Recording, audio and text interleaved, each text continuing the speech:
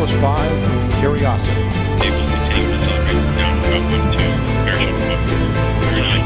He's active. Touchdown confirmed.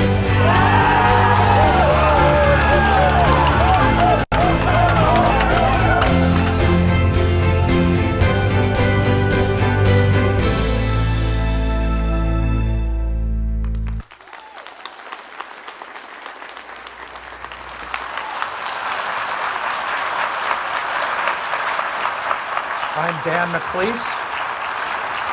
I'm JPL's Chief Scientist, and on behalf of JPL's leadership team, I'd like to welcome you to our celebration of Curiosity 1 year on Mars. 1 year ago today, believe it or not, began one of the most daring adventures yet in planetary exploration, certainly the most daring of our exploration steps for Mars. The thrill of the Curiosity rover and its science payload hurtling toward the planet to a soft touchdown on 6 wheels remains with us today. And we're reminded just what an incredible science and engineering feat this is. I'm impressed by the work that's been done since those initial moments on the surface with everything worked perfectly. I'm impressed by the work that's been done in the first year of exploration. And the rover's performance has just been, I think, in excess of what the most optimistic of us had imagined it might be. While learning to operate the amazing machine that the rover and science payload are, the engineers and scientists have forged a partnership that includes the rover itself. They've been testing and they've been utilizing thousands of rover and payload functions. And what we have today is an astonishingly powerful tool for science.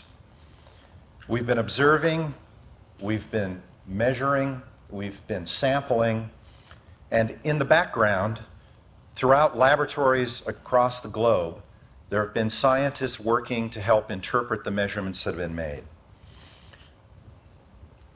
I think it's important to recognize that the questions that we ask address some of the most important questions in science, and for Mars, one of the great mysteries, and that is, was this planet ever habitable? Our celebration of the success of Curiosity's first year includes the anticipation of even more exciting years of discovery to come.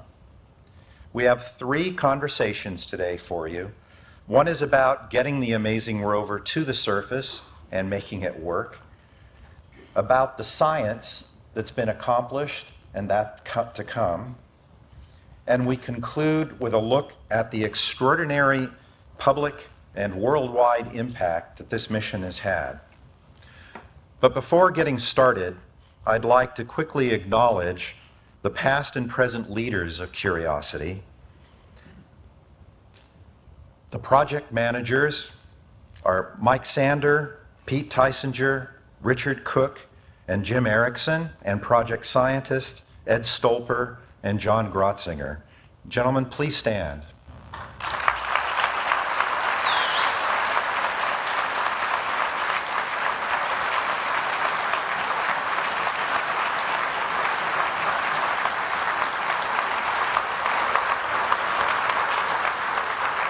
And I'd ask everyone who has been part of this amazing mission to please stand and be acknowledged.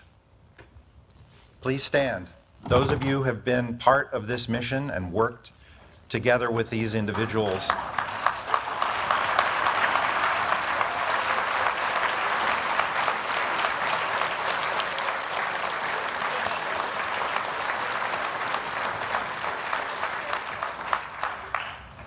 So to frame our first conversation, here's a short video that I think helps remind us what it took to get to the surface of Mars and what we've been doing there since.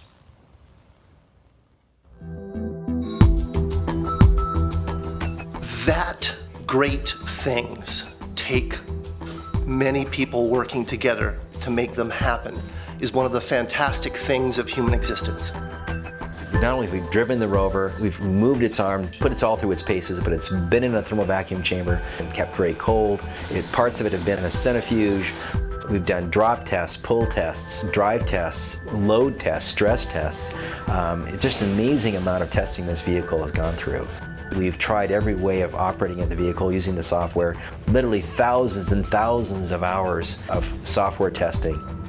It's been just an amazing several years, really, of constant testing and development, finding problems, fixing those problems, and going on to the next problem. LC, this is the LD on Channel 1. LC, you have permission to launch.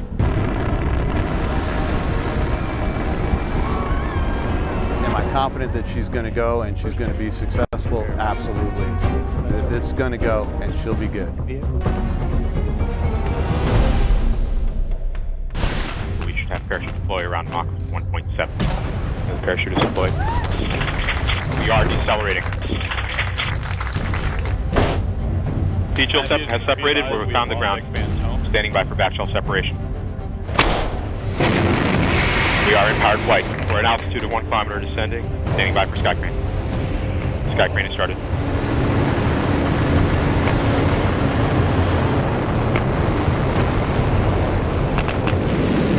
Touchdown confirmed. We're safe on Mars.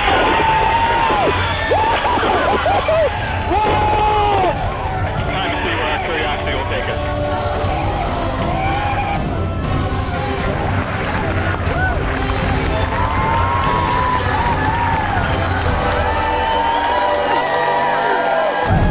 What a fantastic demonstration of what our nation and our agency can do. I could only think of the words of Teddy Roosevelt as I was sitting there. It is far better to dare mighty things even though we might fail, than to stay in a twilight that knows neither victory nor defeat. And the team brought us victory.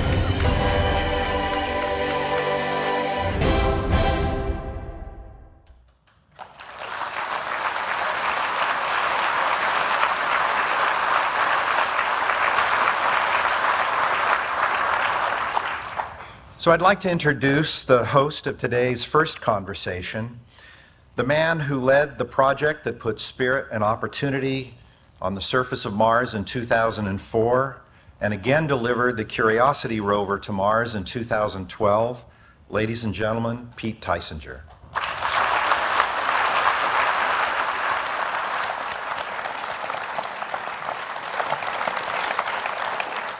I really wish Dan would stop reminding me how old I am.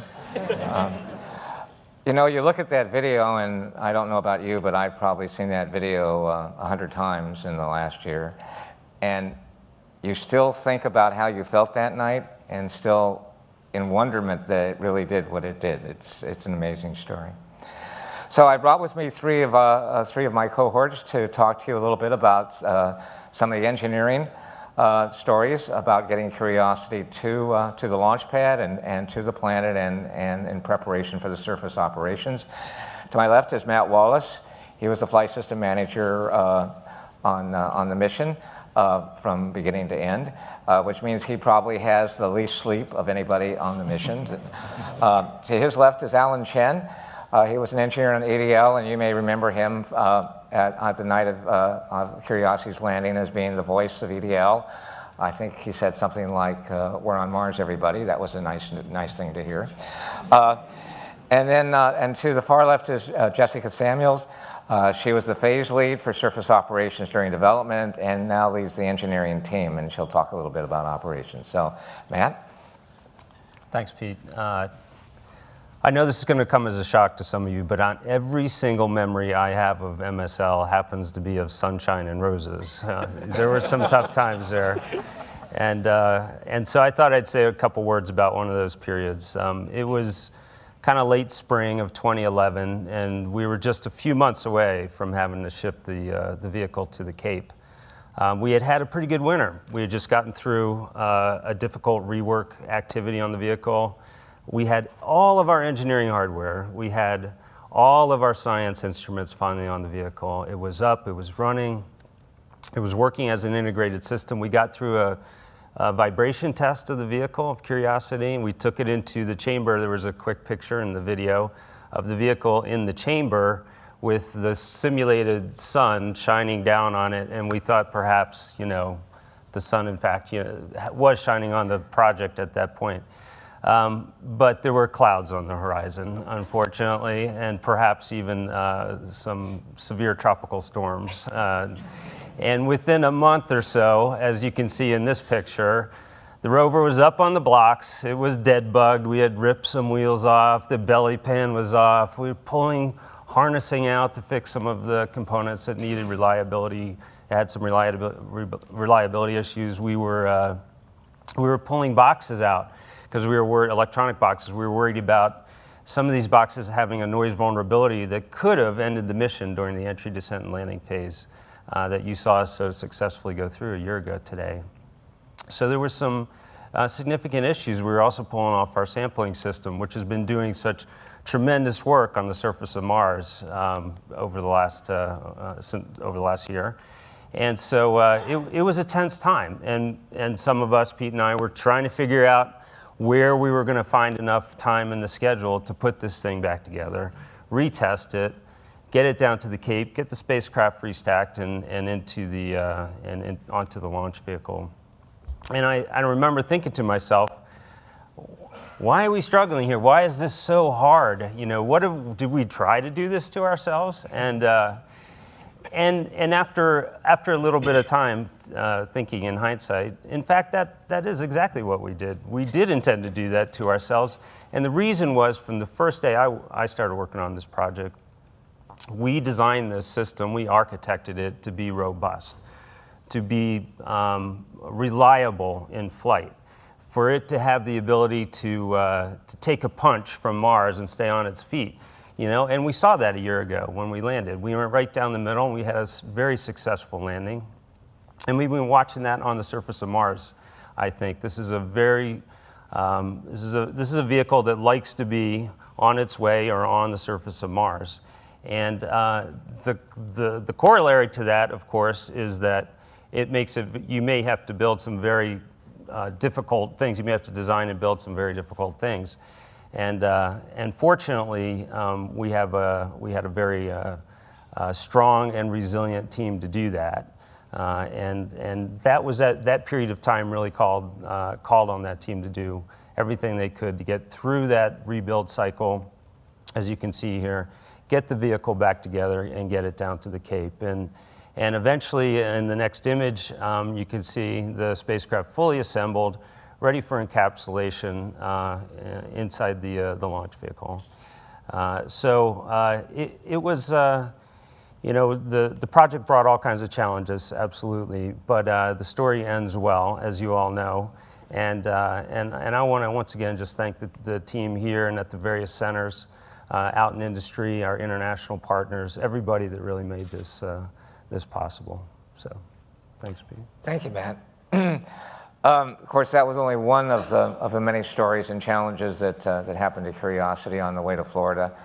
I can remember talking with Matt and Dave Rule, the head of ATLO, and talking about including rework periods in the ATLO schedule, because we knew we were going to have problem failure reports. We knew that some of those were going to require hardware changes, and we thought we would pre-schedule some of that thing. And so we put the we put a rework period in the ATLO schedule, and the incident that Matt talked about was number 3 of the one ATLO rework period that we had. I want to echo Matt's congratulations to the team that not only worked on the design of Curiosity, but also the ATLO team, that in so many of our missions save our behinds because of the ability to compress schedule at the very end. And also to the Kennedy team, who in preparation of the fairing, which had to be cleaned for planetary protection purposes, and also in the last integration of the vehicle, did a fantastic job, so that we launched, in fact, on the second geometrical opportunity, and it was a very successful launch. And that got us into cruise, and of course, you might think that would have been an easy time, but it was not really. We had flight software to do, because we had delayed flight software development. We had a few cruise things to worry about. We had the We had a computer issue early on that we solved with the help of our BAE partner. And then we got to EDL, and Alan will talk a little bit about that. Since it's been a year since landing, I figured it would be a good time to make a bit of a public confession. As Pete mentioned, I had the honor of doing the play-by-play on the way down. I kind of gave myself two guidelines. One was to try not to say anything stupid, and the second was to try to report what I saw and report everything I saw. And it's actually that second one, which I didn't do. It turns out, if you're taking you back to that night a year ago, we were watching telemetry coming in from the vehicle, and we had two types. We had these tones that one of these 256 notes that that Curiosity would send back to us to tell us what was going on. And that's all we had for about 14, 15 minutes from around cruise stage separation until we got into the atmosphere. And then after that, we started picking up data from Odyssey. It's those tones that, things were looking pretty good for a long time. We had 10 minutes of pretty boring heartbeat tones. I was like, my blood pressure was up, but this was calming down a little bit. Then shortly after we hit the atmosphere, we got a tone called Meade's Beta Catastrophic. Usually bad when you get these tones that come back saying catastrophic. We had intended that tone to tell us that we were about to imminently lose the vehicle. It was based on, you had to do a lot of processing because you couldn't send back raw telemetry in these tones. And that really spiked my blood pressure. I think I almost had a heart attack when I saw that. What that meant was, if it was true, was that the vehicle was either tumbling or not heat shielded forward toward the atmosphere. It's using the sensors, actually, you can see them on the heat shield there, these pressure sensors, to try to figure out what the attitude of the vehicle was. So I bet if you watch, I haven't gone back and rewatched the video, I can't stand watching myself, but I bet if you go back and watch it, you could probably see me seize up.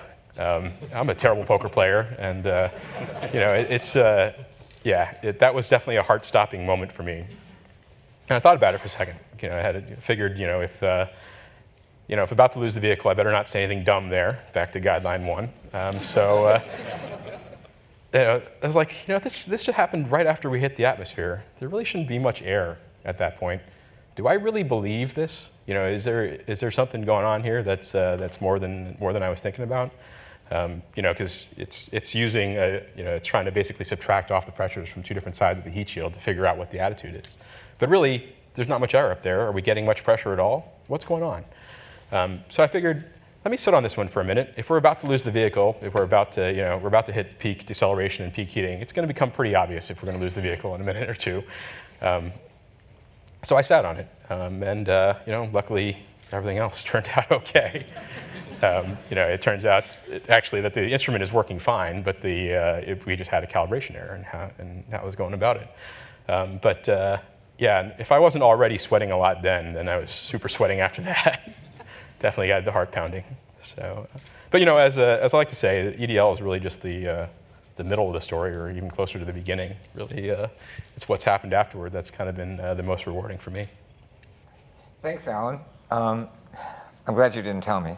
I didn't want to kill anybody too on that. And given all the VIPs that were there that night, I'm glad you exercised a measure of restraint. And for all that work, for the 7 years to get to that point in time, for all the risk reduction that had happened, all the risk reduction during design and during assembly, and the fact of launch, which has its own issues, and cruise, and EDL, and we're finally on the surface. And you need to realize at that point in your book that you're reading, you've just passed the prologue, okay? Because we do all that work so that the surface science and the surface operations take place. And Jessica will talk a little bit about that. So we've really been having an exciting time on the surface in this past year. We've sent over 15,000 commands to the rover so far, with an average of 600 to 800 commands a day, which is pretty impressive. And our 5 samples that we've scooped, and 2 drill rock targets where we delivered those samples to our analytical instruments. And we're approaching 2 kilometers, or about 1 3/4 kilometers. And the countless number of science papers that the science team has been able to draft and present has really been a testament to how much we've been able to exercise the capabilities, all the capabilities of this vehicle. So we've been having a great time on the surface. But kind of keeping in line with these challenges, probably our biggest challenge arose about halfway into the year. We had just finished our first drill sample at the John Klein Science Target, and had delivered some of those samples to the science instruments. But on one of the afternoons when we received the data, we saw that we actually weren't getting data products from the spacecraft. And that's one of the main ways that we get the telemetry from what's happening on the rover. And it was kind of convoluted with rain in Spain at the DSN, and so it was a little hard to make out what was going on with the data. But we have a second overflight from the Odyssey orbiter, and that data also showed us that the rover hadn't gone to sleep in between the two times from the MRO pass and this Odyssey pass. So that got people worried, and the conclusion was that the spacecraft really wasn't operating how we were expecting it to, and it wasn't performing its nominal functions. So after a very long day and night, and commanding into the middle of the night, and we were no longer on Mars time, so everybody had already been there a long day. The team concluded that the most important thing was to get it back into the configuration that we know, which is to swap the computers from the A-side computer over to the B-side computer. And all this was happening, and Surface being this mission of science discovery and being led by whatever is in front of you. I don't know if the team was just nostalgic for a deadline because launch happened and cruise happened, or EDL happened, and we had solar conjunction happening within a month from when this event occurred, which meant we weren't going to be able to command or really hear from the spacecraft for about 3 weeks over the month of April. So here we were in March. The team pulled together. We had members, past team members and current team members, really coming together, stepping up and doing all kinds of different jobs. Everybody kind of broke out into investigating the hardware side of what was going on and the software side. And the ops process was even revamped to figure out how to challenge or how to adapt to the anomaly at hand. And just seeing the team come together like that, I think, was just a testament to the integrity and the commitment that we all have on these types of missions, where you come back and you put forward what you bring, what you know, and really pitch in wherever you can. And I think being able to experience that and seeing all the faces kind of bring their piece to the table was pretty exciting to go through that kind of harrowing time where we were against a clock. So we recovered in a couple weeks, got science back up and running. We modified the flight software to be more robust. So going into that conjunction period, we were prepared. Should a problem like this happen again on the other computer that we were operating on. But aside from that one, kind of scary moment there, the surface operation has just been fantastic in terms of what we're learning and just all the different suite of capabilities that this rover has. That's the first time ever on Mars stuff that we're doing. So it's been pretty fun. Thank you, Jessica. I hadn't known it was a stormy night when that happened. Those of us that lived through the Sol 18 anomaly may have, deja vu all over again with that whole story. So that's only one part of, as an old television program used to say, there are 8 million stories in the naked city, and there's certainly 8 million stories in terms of getting Curiosity to where it is in today. And I think that people would be disappointed if I didn't point out that for all this wonderful congratulations and for all this wonderful feeling and for this celebration, the fact is we're halfway through the mission. We have not yet met that final level 1 requirements, but I think the science panel will be up next, and we'll talk about what we have accomplished and where we're going. Thank you very much.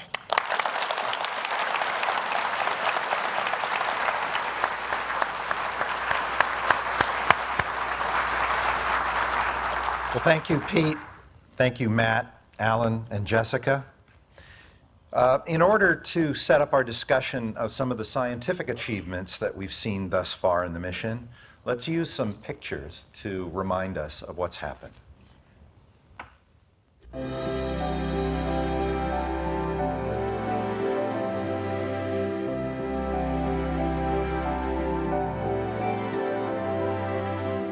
Hello, everybody. Good morning, Mr. President. I just wanted to call and say congratulations to the entire Mars Science Laboratory team. What you accomplished embodies the American spirit, and your passion and your commitment is making a difference. You guys have done an outstanding job. You made us all proud. Curiosity is going to be telling us things that we did not know before and laying the groundwork for an even more audacious undertaking in the future, and that's a human mission to the Red Planet. To recap here, we have a set of go, no-go criteria. We want to make sure that the vehicle is healthy and safe. I will give everybody a heads up about 15 minutes in advance of when we're expecting data.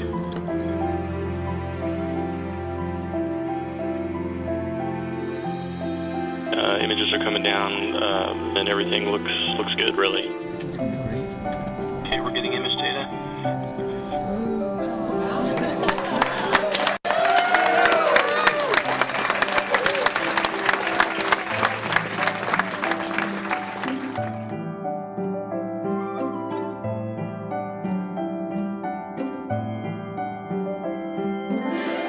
Congratulations, everybody. It looks like we've got some nice new images to look at on the surface, and great job.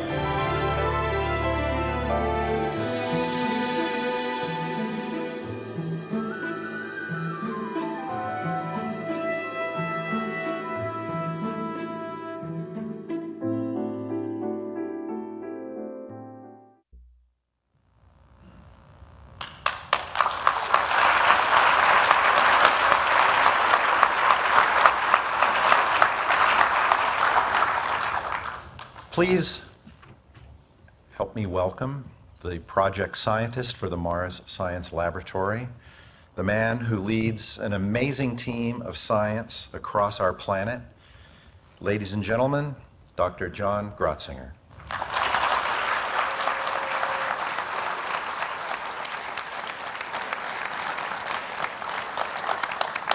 Well, it's a real pleasure to be here on behalf of our 468 science team members that work on the Curiosity mission, and I'd like to start by thanking our colleagues in engineering that have made this all possible.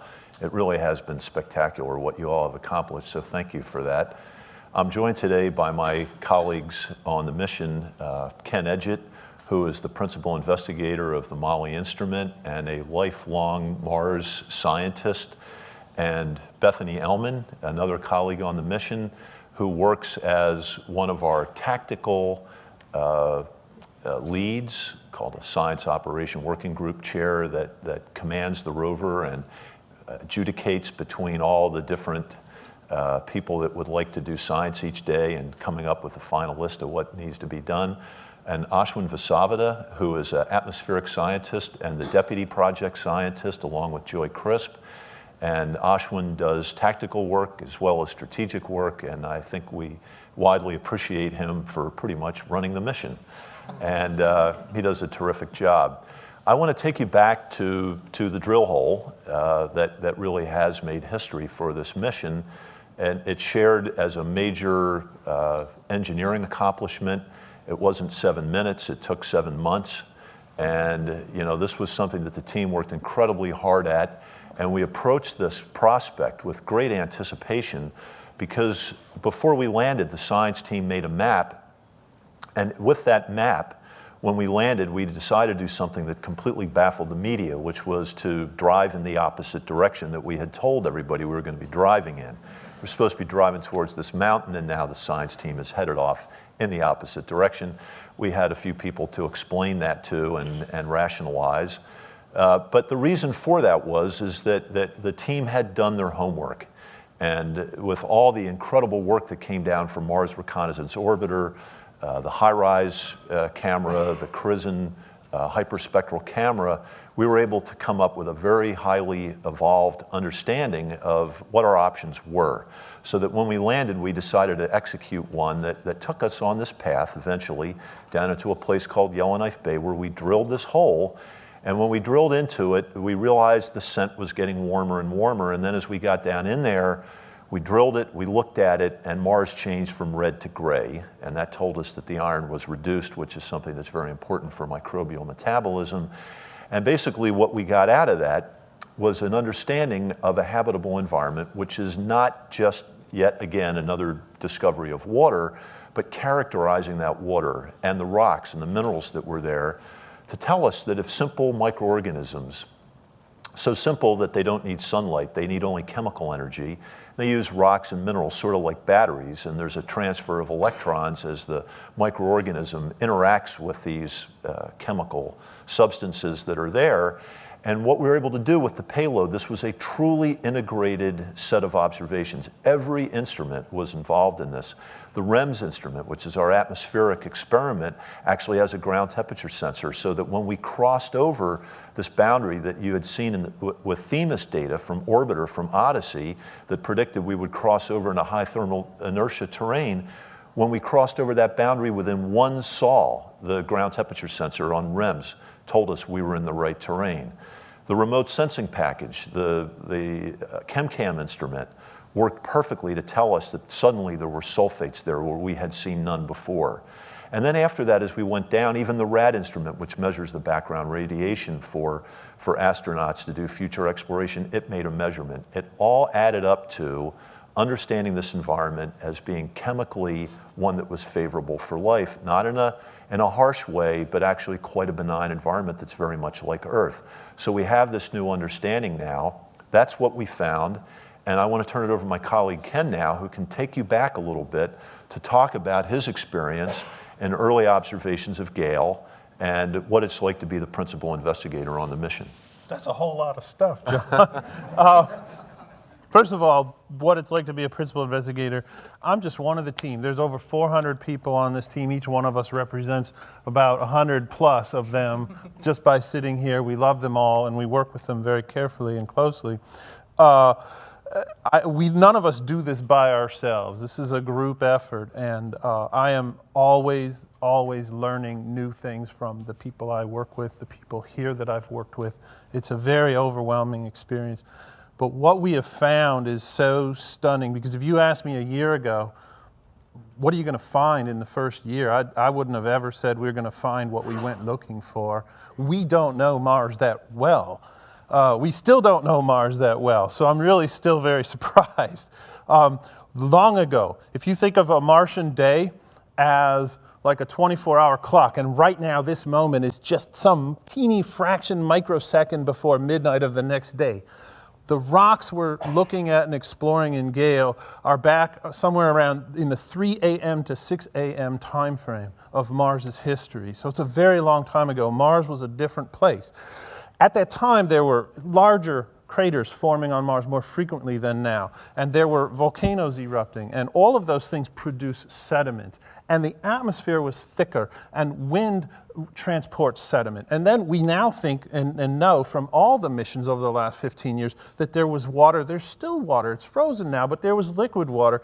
The water not only transports sediment, it also causes rock to break down and disintegrate into other types of minerals and chemistries, which precipitate out as other minerals, and we're finding those minerals in Gale. Gale's a hole in the ground. Sediments from this early time, with all this stuff going on, piled up in Gale, just like on many other craters on Mars. There are craters the size of Gale and bigger that are still buried, and we don't even know the crater exists. Gale, though, by some magical erosional process, has somewhat exhumed itself and left behind this remnant, this mountain. It's 3 miles or 5 kilometers high of layered sedimentary rock. We went there thinking that every layer is a page in a history book, and we can go there and see not only are there habitable environments recorded in there, but how do the environments change over time? As you go up the mountain, you will see the time getting closer and closer to now. I mean, still a long time ago, but it will get younger and younger. So it's stunning. I don't remember what else you asked me to talk about. So we could all go on for a long time. Yeah. So you had been looking at Gale for 10 years. 14. 14. Yeah. And then we wound up there. Yeah. What were you thinking? I had the incredible privilege 14 years ago of being able to select targets for the camera on Mars Global Surveyor. And Gale was one of the places that we stumbled on as, holy cow, look at this. There are these layered sediments, and then this story I just told evolved. To actually land in one of the pictures you helped take 14 years ago, and then the camera that you're now responsible for gets down and right up to the rocks like that, and sees those rocks up that close after being 300-400 kilometers up. It's just, ugh. It's the 21st century, people. Awesome. So Bethany, tell us about what it's like in the day of a rover. 468 people all want to go left. Some want to go right. How do you wade through this process? What kind of decisions? And what's it like to operate the most complex vehicle that's ever landed on another planet? Yeah, well, first of all, it's a lot of fun to operate the most complex vehicle that's ever landed on another planet. So it's an enormous privilege to, be a part of the team, but also to be sort of in taking on this role in a day-to-day sense that really is kind of the nexus between science and engineering, and getting these to work together. So working with the engineers to implement the science desires in the best possible way, utilizing the energy, the data downlink capacity, and all of those other things that limit what we can do any given day. How do we get the best science done? But what's really interesting about this is before we can get to the question in the process of implementing the plan for how to get the best science done, we kind of have to come to agreement as a team as to, well, what is the science that we should be doing anyway? So part of this whole process of operation is getting 400 and something science folks marching in the same direction, or at least the same general direction. And that's a process that folks lead both strategically and tactically. So I remember kind of along the, I don't know, maybe it was around the 100th sol on Mars or so, maybe a little bit before that, there was a big push with John and Ashwin and Joy and the members of the Project Science Group. It was like, okay, we have this amazing stratigraphy, these layers of rocks before us. What is our strategy? Like, what do we want to accomplish? We all agreed that this is like cool, but what is it we want to do? Well, and it was even more profound than that. Some people were saying these are lake sediments. Other people were saying these are fluvially transported, down from the rim of the crater, deposited chaotically. Or maybe it's volcanic sediments. Or maybe it's airfall, sort of an ash deposit. Okay, so each of us scientists comes in with our set of hypotheses about how Mars works, how these rock units relate to how Mars works. So then it's a process of figuring out, okay, well, how do we sit down and test these ideas? And that's really one of the amazing things about working on the science team, is that even if we disagree completely about how a particular rock unit is formed, we can still come to a consensus on, okay, well, how is it we test out how these particular rock units form? And if we sit down and we have it out, during the beginning of the mission, it was every day. We'd have science discussions about what we're thinking about, how we're interpreting this different unit. But what was interesting is that even if we disagreed scientifically about how something came to be, we could agree that that place on Mars is important, and that is the place that we need to investigate. And so it all came down from these strategic decisions for where we need to go, and then day to day, sticking on the plan, keeping in mind what is important to reach these high-level objectives, to explore this particular rock unit, then this one, retaining the sequence of events in your head as you plan each day on Mars. Is there one moment that sticks out in your mind, a science discovery that was the one you'll never forget? Well, sort of my absolute favorite, my favorite set of pictures that came down from the rover was when so we had been working our way down the stratigraphy into the Yellowknife Bay sediments that you mentioned, where we saw the picture of the drill hole. And for me, before the drill, what was most amazing is it was after one of our drives heading down the depression into Yellowknife Bay. when the NavCam images came down that day onto the computers, onto the software systems that all of us use to operate the rovers, those pictures had these little funny nodules or concretions. And then you could see these light veins heading through the rock. And it was like, oh, this just got real interesting in terms of the habitability story, in terms of the water on Mars story. So that definitely was one of my favorite days and favorite images. Great. So speaking of water, Ashwin, as atmospheric scientists, you've got all these geologists and geochemists that are, always wanting to drill and sample and do all that. But the atmosphere is a really important part of it. We're trying to get at the very ancient atmosphere.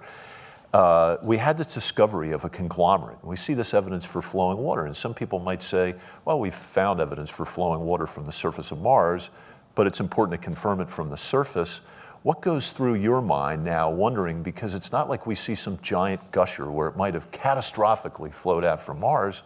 This seems like the climate might have been different then. What were you thinking when you saw that image? Yeah. Well, as Ken said, Mars is an extremely different planet today than it was in the past. That's one of the reasons we go there so often. We have this idea that Mars was a warmer, wetter place, may have been more friendly to life, and may have had an extremely different environment back then. One that was able to support liquid water flowing on the surface. Of course, we'd seen pictures for decades of Mars with these catastrophic flood channels and river systems, but never had we seen firm evidence of it up close with our own eyes. And about a year and a half ago, I was out in back of JPL, where there's an arroyo, and filming an outreach video about why we selected Gale as a landing site. And walking around back there, and it was springtime, and water was coming down the San Gabriel Mountains and forming a little stream through the arroyo and carrying debris down from the mountains. And the stream was full of little pebbles, rounded as they made their way down the mountains, and sand with them. And we're just sort of, looking around. And I told the cameraman as we're filming this video, if we ever found something like this on Mars, it would be a home run. And like Ken, I think all of us were. We'd say those things, but in our heart of hearts, we knew it was a long shot. It wasn't like we took it for granted.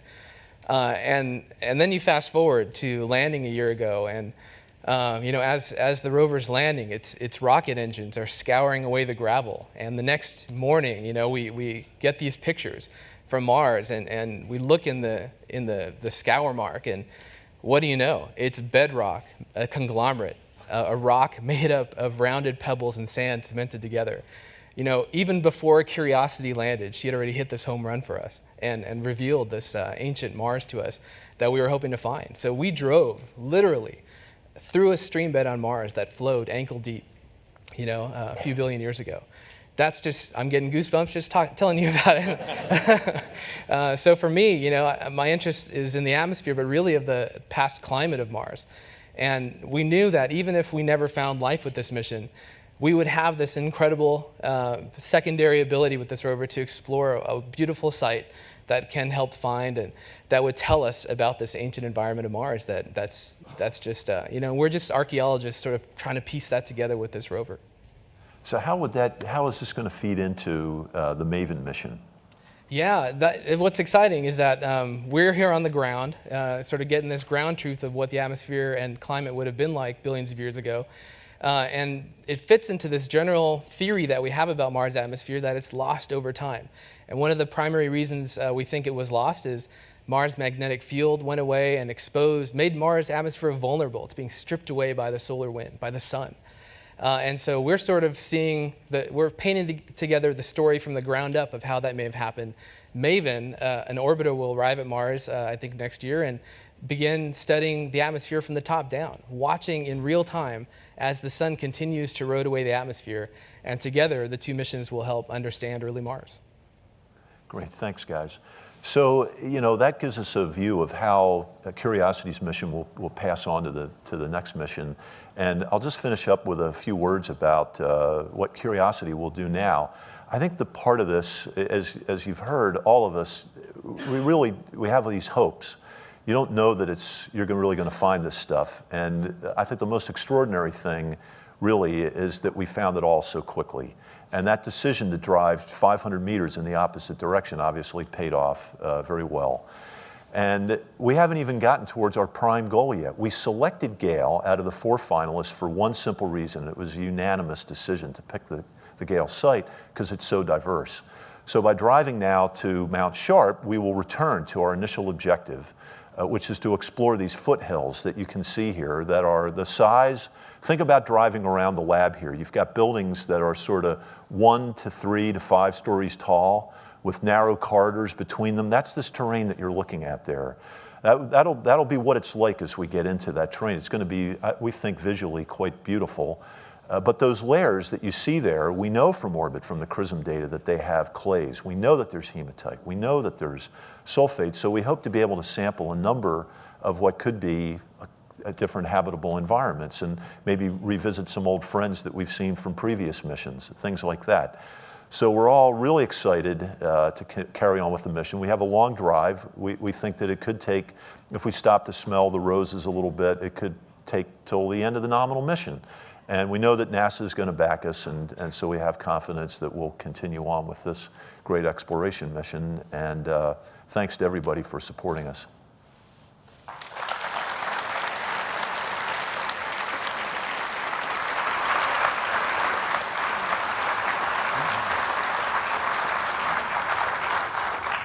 Well, thank you, John, Ken, Bethany, and Ashwin. You know, the public excitement and involvement in this mission is something that's really touched us all. And we have a video now that will remind us of some of the events which show how deeply involved the public has been. Kick it.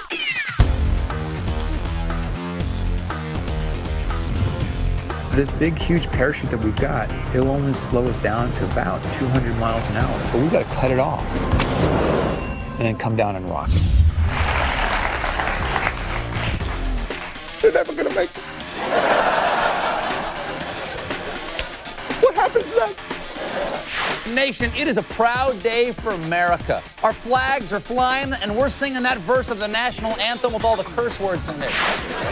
Because at 1:30 a.m. America Standard Time, NASA's Curiosity rover touched down on the surface of Mars. Woo! We Marsed it! Woo!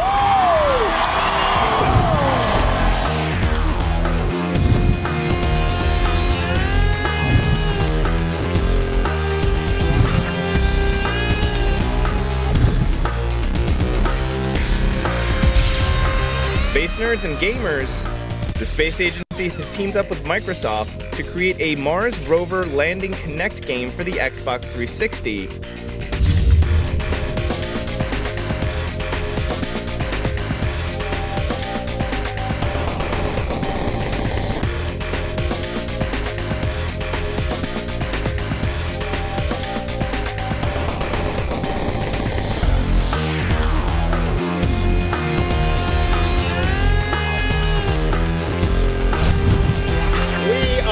More than proud to honor NASA's Jet Propulsion Laboratory as this year's Webby and People's Voice winner for overall social presence.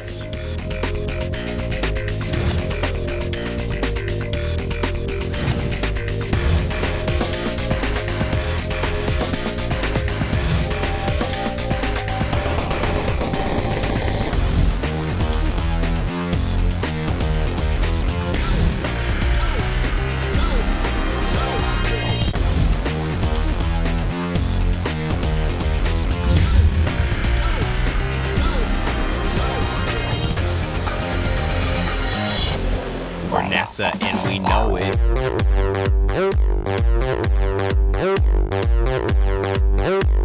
We're NASA and we know it.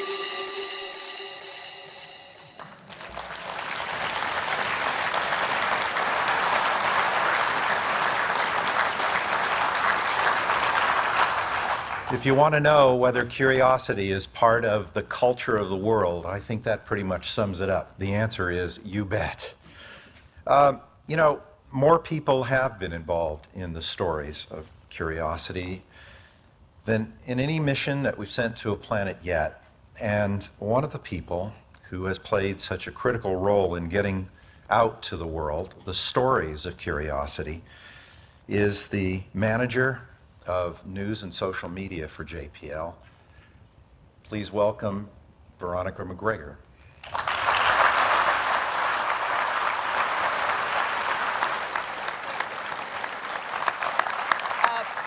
I have to start off, well, first of all, let me introduce the rest of my panel up here, because we're going to have a lot of fun talking about social media and memes and everything else. I have Babak Ferdowsi. Of course, he was flight director on landing night. Adam Steltzner, the phase lead for entry, descent, and landing. And Anita Sengupta, the parachute systems engineer for Curiosity. So we're going to have a little conversation about social media, but I want to start out by saying that this entire campaign to make this mission ingrained in the public and in popular culture, and to engage the public and bring them into this mission, has been an incredible effort across the laboratory. And it's not just my group doing news and social media, but the outreach team, public engagement, the visualization experts, the videographers and editors, and working in conjunction with people like these and all of you out there, because you know that for a few years before we even landed, we were knocking on your doors and asking you to help us get that word out to the public, and you all volunteered your time either doing talks or doing chats online, being interviewed for our videos, and that made all the difference in the world. It made this a success. So let's talk a little bit about we started out, we did Curiosity Cam, for those who didn't know. We had a camera up in the gallery while the rover was being built, and we had about 4.5 million views of that camera by the time that we shipped out to KSC. And we did a public chat every single day that we had that camera up there, every working day at least. And then I would say the next big hit for the public to get even a bigger group involved in the mission was 7 Minutes of Terror. Adam, Anita, you two were in 7 Minutes of Terror. What did you think about the impact that video had? It had a major impact, and I think had an impact on school children especially. So I have a lot of educators who are my friends who ended up showing that video to their school children. It made them all want to be engineers and scientists and are incredibly interested in Mars exploration. So.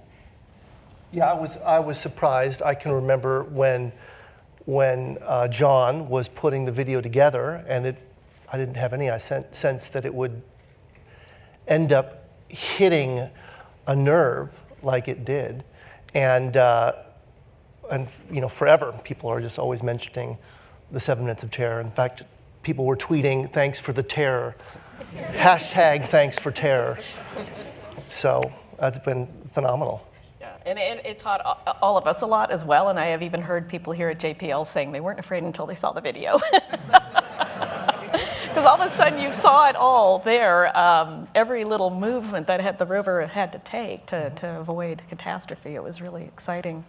Now the next thing that we did to engage the public in this mission was tweet ups or NASA socials. We did one at launch and we did one at landing. We had invited members of the public to come in here at JPL and also at other NASA centers across the country for an opportunity to interact directly with the mission team members and to get a tour and go see the Mars Yard and go see the mission control areas. It was really exciting. And you two also spoke at that. Did you sense also there that that was making a difference? Oh, the tweet up itself? Oh, it was incredible. Yeah, I mean, the outpouring of support we got from the public via Twitter, I mean, it's immediate. It happens within a few seconds of every single tweet that goes out. But I've had wonderful experiences interacting with people from around the country and actually around the world because of Twitter. And so I've been able to interact with a lot of school children, a lot of teachers, a lot of universities as a result of Twitter. So it was a really major impact. And you, again, you were the parachute systems engineer lead on this, and we have a picture of you doing one of your tests out there in the field. And I can imagine also that MRO picture that was taken just after, or taken during landing and released just after, must have had a huge impact on you just seeing that, for all of you, in fact, to see that picture come down that night. But back during the tweet up, I remember there was a gentleman who asked you a question, and that kind of set a lot of things into motion. Explain what happened. Oh, he had asked how can we get more girls involved in engineering and science, and specifically his daughter. He wanted to know how that we can do that. And so as a result, a lot of people kind of picked up on that, and there were certain people actually in St. Louis, Missouri who picked up on that, who then had a whole bunch of events that they scheduled to support Mars exploration and curiosity as a result of that. So, and now in my spare time, I actually do a lot of educational outreach, specifically talking about how to get more science and women and girls involved in engineering. We're showing a picture right now of some of the women you've spoken to. Do you remember what this group was? This was in Boston, so I went out to Boston, which is where I went and did my undergraduate degree. So I went and met with all of the engineering students at Boston University, and specifically the female engineering students at Boston University. I had an opportunity to go out to the Museum of Science and talk about curiosity. And I do a lot of stuff in the local LA area as well, specifically talking about how to get more girls involved in science and engineering. Yeah, something we really need. Yes. Adam, what about you? At the Tweet Up, I remember you announced you were starting your Twitter account. That's right. That It was day. my first tweet was at the Tweet Up. Trisha, my wife, strongly recommended that I get a Twitter account before I go to the Tweet Up. I did. And that was Friday, and by the following Monday, I had 8,000 followers. Of course, nothing compares We're going to get to Bobak. to the followers that some of us have picked up. But I was kind of amazed. You know, it's actually a very interesting communication format. The restriction of the 140 characters is a little bit like a haiku or something. You sort of condense it into a small amount of stuff. And it's been very fun for me to interact with a sort of a wide variety of folks around the nation, and actually the world, all via this small little portal. It's fun. So since then, tell me a little bit more about your role getting word out since landing. I know you've actually done a lot. I've been talking a bit. You know, as you see, some faces sort of, there's a big, it's, you know, the lottery bowl where they've got a whole bunch of numbers and a couple of the ping pong balls with the numbers come rolling out. Well, some of the faces come rolling out of the random, you know, societal interest bin, and all of a sudden you're exposed to a lot of folks. A lot of people are looking to you for input about what this means for society. And it's been very stimulating, sometimes a bit exhausting, but very moving for me to see how curiosity has impacted our society. Let's talk about you, Bobak. You were the internet's choice, I would say, and if we had voted a person most likely to become a meme before landing, we might have selected you, only we were a little bit used to your hairstyle. But I went back and, you know, pictures of you in mission control were on the internet and circulating a couple of hours before we'd even landed. Did you notice anything going on? Was your phone going crazy? I got a few texts from friends saying, hey, there's like this article about your hair on the web. But I don't think I really fully understood what was going on until the following morning. I gotta point out one correction though. I was not flight director on landing night. Oh, Keith come over there, that gentleman. Keith, I don't know if you mind standing up and maybe reenacting your celebration from landing night.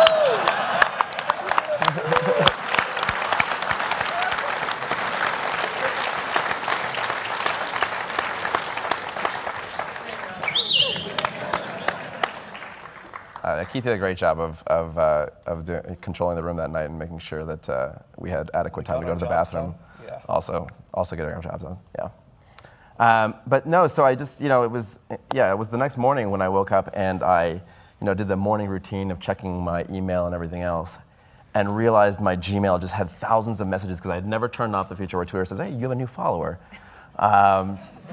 Because I had like 50 followers before, you know, or maybe like 100 followers before the night of landing. Little did I realize what was going on in my sleep. And what was really interesting about that, though, is the doors that opened for you now to become an ambassador for the mission, and to go out and talk to a lot of different groups, be invited to a lot of different events like the National Science Fair, where you're doing a lot of work now, really encouraging and supporting students to get involved in engineering and science. Tell us about some of the great events you've done. Yeah, I mean, it's been an incredible experience, and I think one of the amazing things for me is just kind of showing kids and people that you can look ridiculous and still be an engineer. Or scientists. And so this is a picture of me. This is McKinley. It's actually a local school here in Pasadena. But it was just a kind of incredible experience. They had built this whole Lego model of missions to Mars and everything, and it's really cool to see it. And they have their own little Curiosity, like rover they can drive around and things like that. It's been such a wonderful experience going out there, talking to kids, seeing the excitement they have. And I think kids are all like really naturally super excited, but they just don't have something to latch onto always.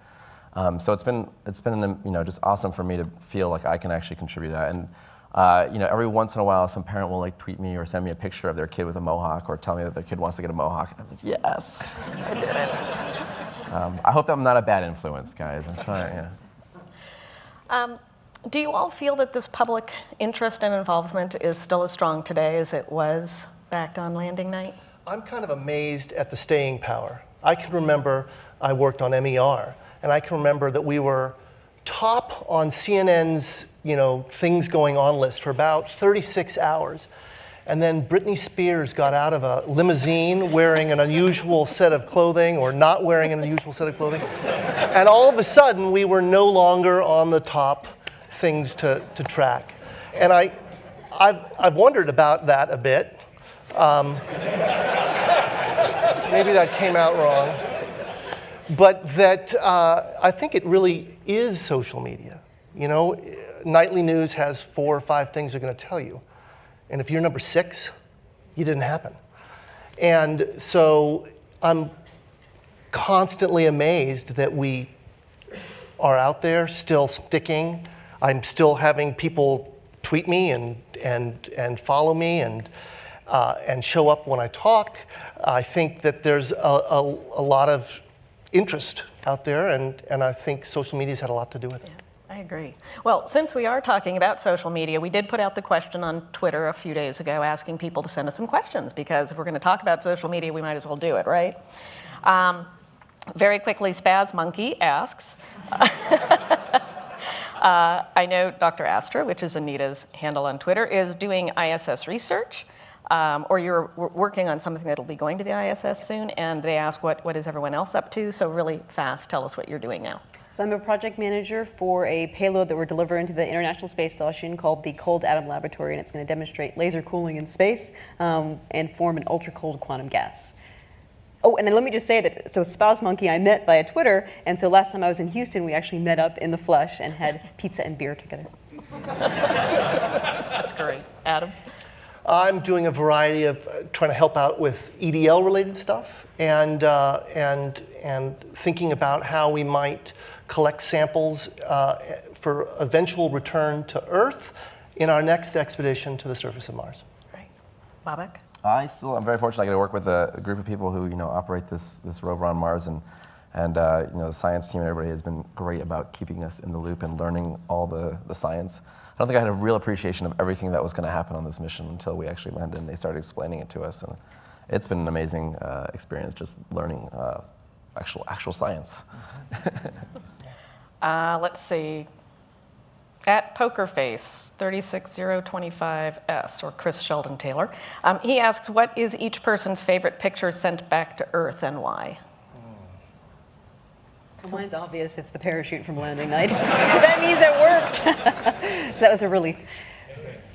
Mine is the very first image, the rear has cam image that we took back while we still had the Odyssey link. The first image of a new place on Mars. I agree that picture is amazing, and that was a picture like that from Pathfinder was some of the reasons why I work here today. I think my favorite picture is actually the zoom mass cam image of the foothills of Mount Sharp, and just seeing the incredible analogy in my head of like, that looks like the Grand Canyon, that looks like a place that I could see here on Earth, and that makes it so much more kind of interesting to me, I guess. Like now I can start seeing, why it's so exciting that we're there. And you'll probably be able to answer this one as well. It is, what has been the most challenging of Mars Curiosity's assignments during its first year on Mars, and since you're still working on the team? What would you say? Jessica's story earlier of the challenge around Sol 200 of our computer anomaly was probably one of the more exciting and scary things. But we've done we've been fortunate that we've been able to do a lot of homework and getting ready for all the other things. Like the first drill was a tremendous effort from the whole team. And obviously a lot of effort went into and work went into that. But I would say that the biggest challenge has probably been recovering from that. There's some folks right over there who are a big part of that. All right. So we've talked about social media definitely has had this huge impact with getting our word out, and not just getting our word out to the public, but to get them back in and to get them involved and feel like they can hold these conversations. But Adam, why do you think, what struck the chord? Why did people start following? Yeah, that's a great question. I've been actually asking that a lot of myself. Even prior to landing, I was asking this question of why we do what we're doing and why it might be important for us. Earlier in the videos, you saw an image of Times Square at 1:30 in the morning on Monday with thousands of people waiting to land, waiting to see if we could successfully land. And although we go there for the science questions, I don't think they were there at 1:30 in the morning because they're dying to know about the pH and salinity of the ancient aqueous environment on the surface of Mars. They're there maybe for that, but for more. I think when we explore, we're kind of asking questions about ourselves as individuals and as a society, as a people. Neil Armstrong, I think, hinted at that with the words that he chose to say when he was going to set foot on the surface of the moon, which was one small step for a man, one giant leap for mankind. What he was hinting at was that he was carrying us with him in that exploration. I think Curiosity carries us with her when she's on the surface of Mars. And so she helps us ask questions about who we are, how grand we are. What questions might we dare ask and hope to be able to answer? So I think one of the reasons that this sticks is because this act of exploration is sort of important to us. I think through it, we dream a little bigger, maybe aspire a little higher, and in some sense, we're a little better, a teeny, eensy bit better. So the idea that 50 or 100 million people in this country are a little bit better by the acts that the people in this room put our shoulders to make happen is it's a tremendous honor for me, and I know it's that for you guys too. All right, well said.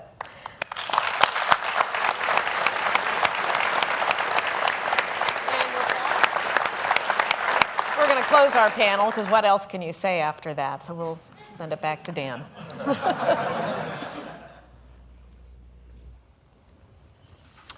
Well, thank you, Veronica, Babak, Adam, and Anita. Thank you very much.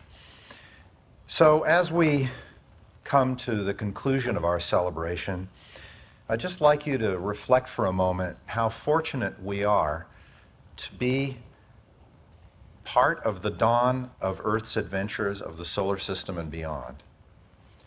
It's truly incredible what we've seen from Curiosity alone in terms of the development of the marvelous tools that we now use to explore the planets and what we've learned.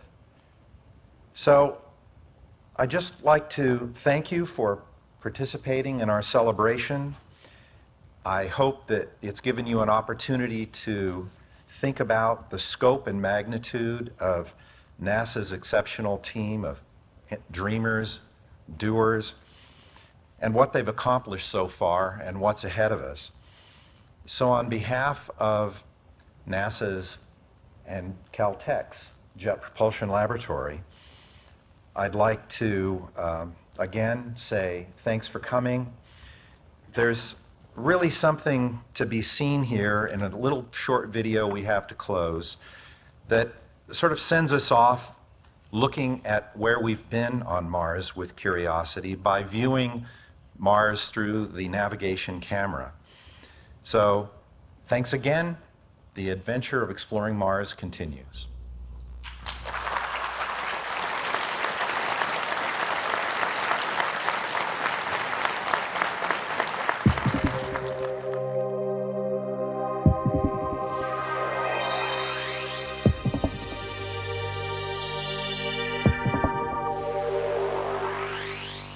Wow.